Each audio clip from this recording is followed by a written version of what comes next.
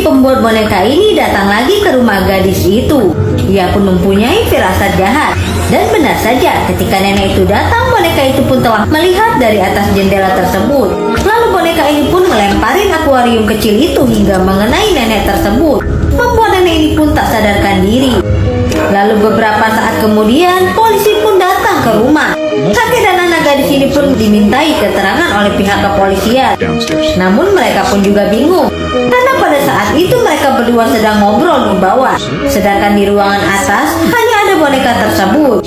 Karena mulai takut, anak gadis ini pun menyuruh kakeknya untuk menyingkirkan boneka itu. Karena boneka itu mendengar percakapan mereka bahwa ia akan dibuang, boneka ini pun langsung ngumpet, guys. Anak gadis ini pun mencari-cari boneka itu, namun tidak ketemu. Ketika malam hari, saat anak gadis ini beserta kakeknya udah tidur, boneka ini pun malah mengambil burung kecil itu. Namun dengan teganya boneka ini pun mau menenggelamkan burung itu ke dalam air panas.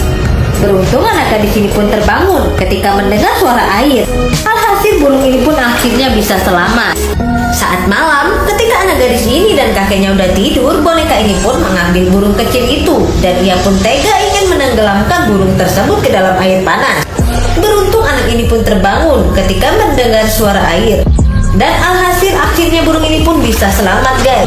Mereka pun tampak mencari keberadaan boneka itu, namun ia pun tak menemukannya. Anak gadis ini pun mencari sendiri ke lantai bawah, sedangkan kakeknya menunggu di lantai atas.